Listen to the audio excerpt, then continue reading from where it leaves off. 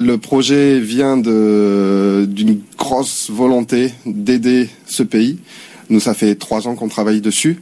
On savait qu'on voulait faire quelque chose. On savait qu'on a pu décider le Sénégal. On sait qu'il y a des besoins criants sur place. Donc nous, on part avec la volonté d'aider ces gamins. Après, sur place, personnellement, personne ne nous attend encore. Mais il y a tout à faire. Et vous vous attendez à quelle réaction, à quel accueil ?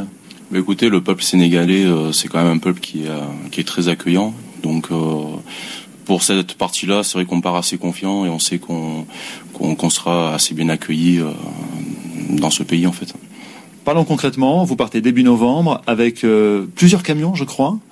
Et quoi à l'intérieur ? On descendra donc du don scolaire, mais récemment, en fait, suite à des démarches administratives concernant du dédouanement, en fait, on s'est aperçu qu'au niveau de la frontière sénégalaise, il y avait quand même pas mal de soucis, notamment de frais de douane, en fait, qui pourraient s'élever jusqu'à 50% de la valeur de la marchandise.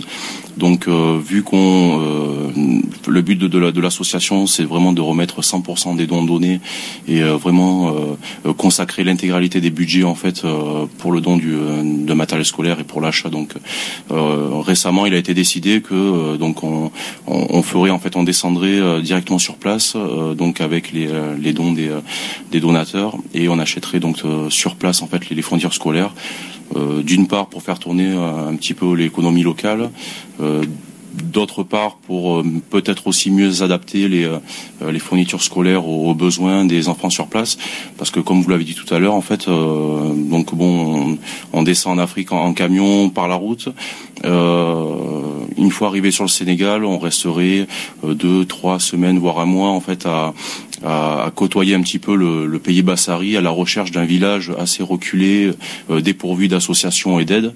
Et donc une fois qu'on aura trouvé ce village qui correspond un peu plus à notre capacité, tout simplement, on pourra vraiment aller sur place, donc acheter des fournitures scolaires en fonction du nombre d'élèves, des différents niveaux. Donc nous, bon, ça sera principalement de l'école primaire, mais dans l'école primaire, bon, il y a plusieurs classes, et là on pourra vraiment adapter en fonction du nombre d'élèves par classe les différentes fournitures qui en découleront, en fait. On l'entend, c'est compliqué de monter des voyages comme ça. Il y a des imprévus, notamment administratifs, financiers.